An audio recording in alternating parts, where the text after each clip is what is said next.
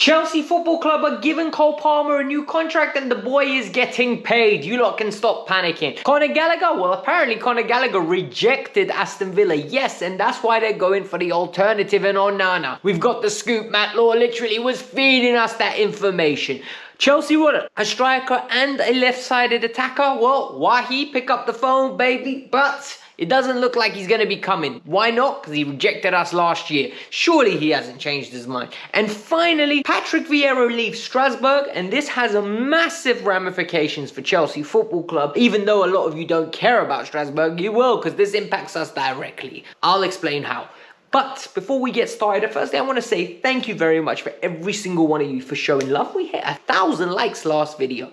In this one, can we repete? Do it again one more time in the comments below. Tell me what number like you are. It is the best way for me to know which one of you are engaging all the time. And finally, if you're new, subscribe to the channel because I keep you up to date. I keep it honest. I keep it transparent. And more importantly, I say what I think. I don't hold back. Let's get into it. Matt Law has come out with a very interesting article today regarding Cole Palmer's new contract. So Cole Palmer joined Chelsea last year. I think he signed a 7-year deal if I'm not mistaken, because who signs less than 7 years at Chelsea unless Chelsea aren't serious about them, obviously. Cole Palmer had a season to remember, to the point where I consistently say it could be a generational season for him. I don't think he will ever achieve those numbers again. 26 or 27 goals, double figures assists.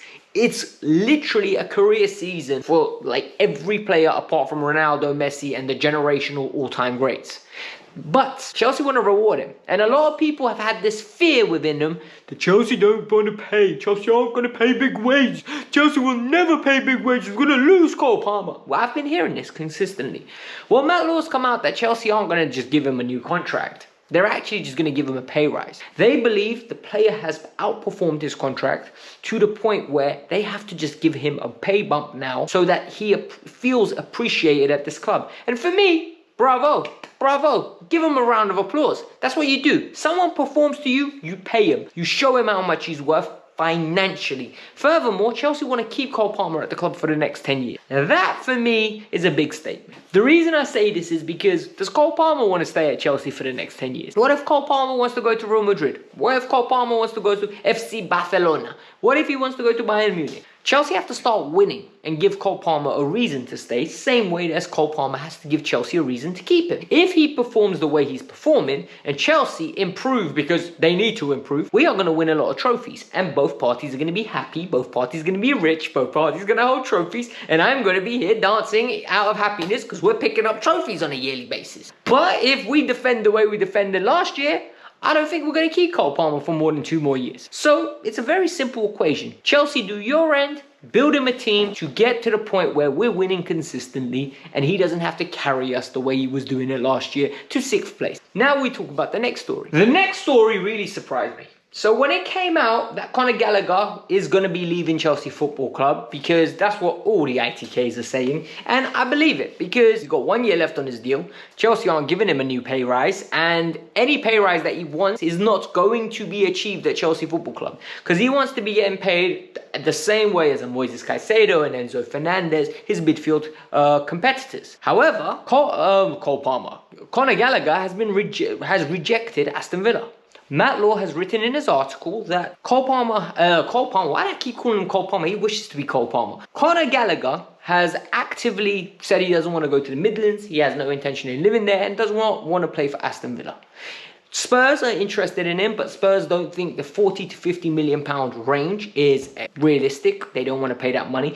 Atletico Madrid have him on the top of the list. The player is very interested in going to Madrid. I don't blame him. Sunny weather, beautiful food, lovely people. What is there not to like about Spain? What is there not to like about Spain? Spain is phenomenal, man. Come on. Madrid is one of my favorite cities I've ever been to. If you haven't been to Madrid, you have to visit. And evidently, Conor Gallagher wants to get that one-way trip to Madrid. Time zone's not even that different. He can always keep up with all the stuff, you know, and the BBC iPlayer that's in the UK. So Con, what's the move, bro? 40 million. Listen. If they want you, Diego will take your game to the next level, man. You and Rodrigo De Paul in that midfield, hey, running for days, energy for days. Conor, get the move done, big geezer. But the reality is, we absolutely missed the trick. Because he doesn't want to go, we can't force him to go. And they're spending £50 million on Onana. And that money was reserved to go get Conor Gallagher. And for me, that is basically our money. That is basically money that should be on our book. That should be Conor Gallagher leaving for Aston Villa. But he didn't want to go. It's annoying, but at the same time, he's got the right to decide what he's going to do with his future. Who are we to force him out the club? Because the club gave him a contract. He's got a year left. He's happy to stay. We'll see what happens. So Chelsea Football Club at this moment in time are looking for a number 9 or a left or right-footed on the left-hand side player. I said go get Joao Felix, innit? You guys know I love Joao Felix. Go get Joao Felix. I want to see a little bit of vibe football. I want to see him playing on a regular basis in a possession-based side, and we'll see him flourish. However, no one listens to me, sadly. So Chelsea are looking at Wahi. For those of you that don't know who Wahi is, Wahi played for Montpellier last year. Chelsea were interested in him, and the player rejected Chelsea, actually. So Chelsea had basically in-depth conversations with the player. This was reported. Furthermore, Chelsea apparently had a bid accepted from Montpellier, if I'm not mistaken. But yet the player chose to stay in France, continue to develop, and move to Lens. What happened this year at Lens? Well, he got 9 goals in 27 Ligue 1 games. This is a decrease from the years prior where he got 33 games, 19 goals, and then the season prior to that he had 33 and 10 goals. So he's averaging in and around a 1-3 rate in 2 of the seasons. In the other season that was outstanding, he was a little bit better than 1-2. However, he's only 22 years old. So he's been playing consistent football since the age of 18. Played for Montpellier 2, Montpellier, the main team, and now plays for Lens. Got over 100 league appearances in Ligue 1. This isn't an inexperienced player. This guy's got Champions League experience with Lens. So he's actually a player that would be coming in for now. It's none of this, we'll build him and see what happens. However, this is coming from L'Equipe. Chelsea are inquiring what the price would be. Chelsea are trying to see whether the player has changed his mind. And this tells me one thing. It means they really wanted him last year. It means they scouted him. They realized there was a talent there. And they said, well, we'll revisit this in the future. And they're coming back. Meaning their scouting department thinks this guy's going to slap wherever he goes. Personally, I don't see the need for him. I've said this on a consistent basis. I am so chilled with going with Nicholas Jackson at the number 9 or Christopher Nkunku with David Washington or Margue. Either one of those will do. Like for me, that will just give us what? It gives us depth with Nkunku and Jackson because you only need 2 strikers. And then you also have the youth prospect developing. And any Conference League games he gets, he's happy. Any development he gets, he's happy. He ain't complaining. You have Wahi, Christopher Nkunku, and what's his name? Nicholas Jackson, you got problems. People want to play. They're not going to want to sit on the bench.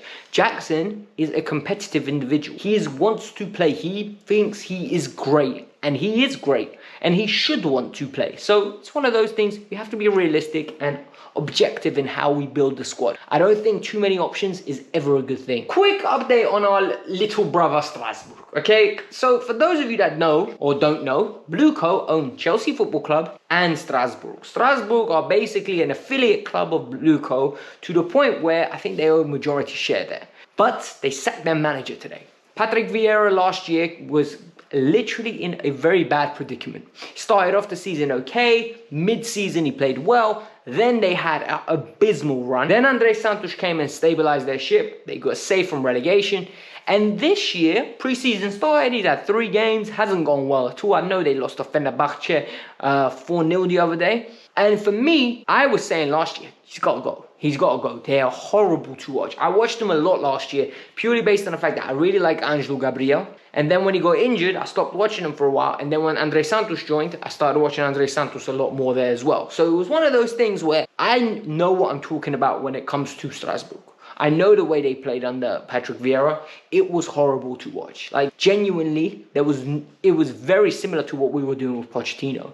Some of you like that kind of football. I don't. Well, according to Sky Cover and Sky in the UK, they're saying the reason he was removed is because Chelsea want them to play more of a possession-based football. They want there to be harmony between Chelsea Football Club and Strasbourg. Players that are developing at Strasbourg are going to be able to come to Chelsea and get into the first team. And for me, this is phenomenal news. This is showing me that they are aligning the teams. They are aligning the organizations.